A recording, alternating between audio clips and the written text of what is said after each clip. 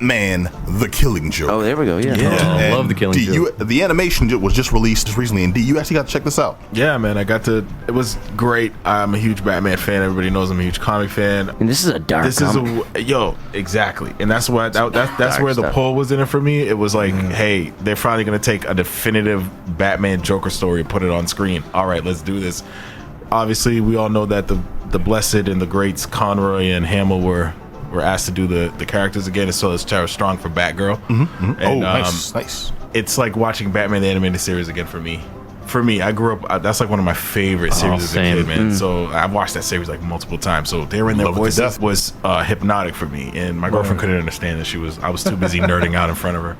Well, did she grow up? Did she grow up with the? No. She's like a little older. She's like 5 years older than me, so she couldn't really relate to the whole series. But I forced her to watch it. So long story short, here's the beef. That sounds terrible. Here's what it is. If you've read The Killing Joke, you know it's not that long of a story. Killing Joke is the graphic novel or Alan series Moore, of Alan Moore and Brian Bolland. It's huge because it's one of the definitive Joker stories. It was based off this little quick short called The Man in the Red Hood, or The Mask in the Red Hood, or whatever it was. I forgot. It was like a real quick Batman short, but they elongated it and turned it into a Joker origin.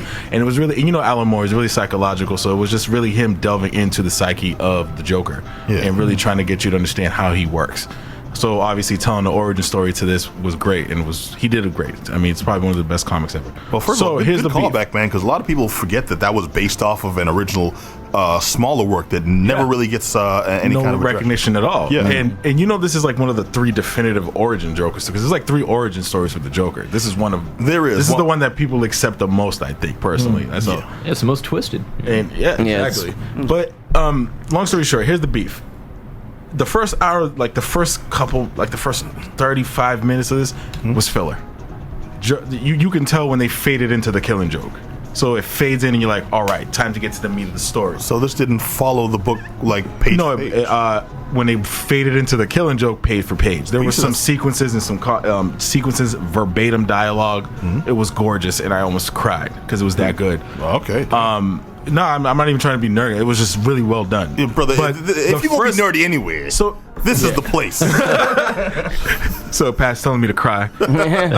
So here's my problem with the movie. They had to somehow. So you know what happens. I don't really want to spoil it. I don't know if I should. Are we the only ones that have read? Man, sure. I wouldn't spoil it. I'm not going to spoil it. There's a reason why the movie has a rated R rating. The Joker kind of, in my eyes, was the first time I see him overstep some boundaries, which I haven't really read up until that point. So when I read it, I was like, wow, like he officially became the best villain of Batman's Rogue Gallery. So that's why I enjoy The Killing Joke so much. So with that said, when you watch the Killing Joke portion of this movie, you're going to enjoy it, and you're really going to get a really good depiction of what the Joker is really. The first half of this movie was them trying to get you to feel for Batgirl.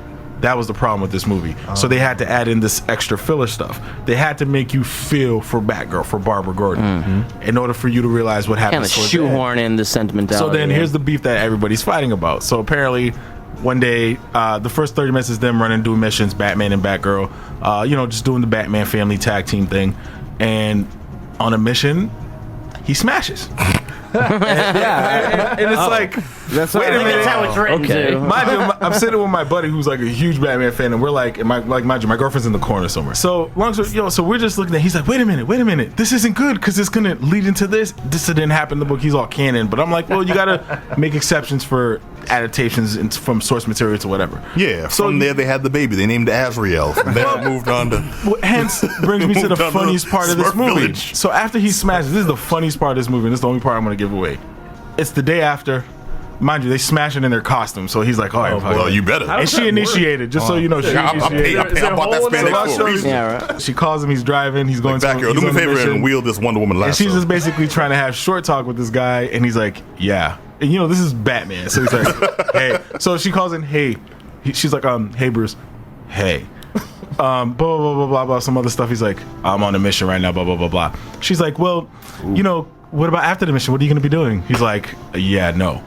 So, and then she's just like, damn it was just sex, Bruce. I just wanted to go back to the way it was in the beginning. And he's like, no. And he hangs. Yo, I rewinded that part like 4 times. Batman becomes Mr. Freeze. You only get to see like Batman in relationship situations other than Selena Kyle when he's Bruce Wayne, you know, when he's not in the back out. The only other time that you see him involved in type of romantic situations when he's with Catwoman, running missions, I guess he gets off on that.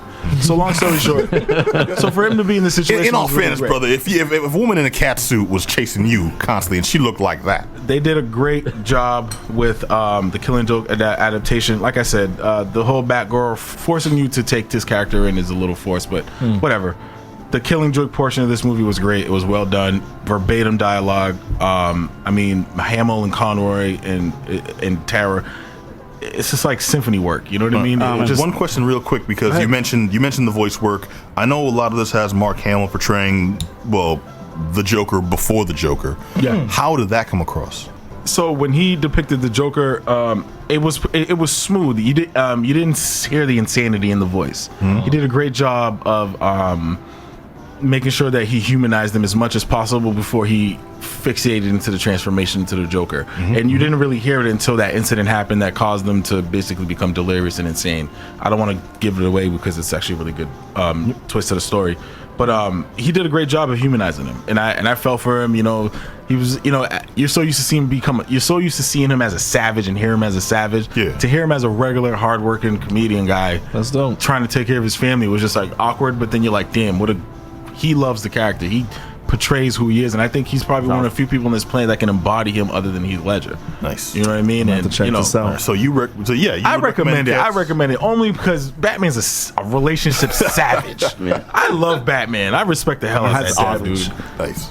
So other than that, watch it. You know, don't listen to people. I mean, for people who don't know the story, it's great. Read it and watch the movie or whatever you want to do, whatever order. But for people like us, you'll enjoy it. Trust me. Cool. All right. Thank you, man. Batman: The Killing Joke.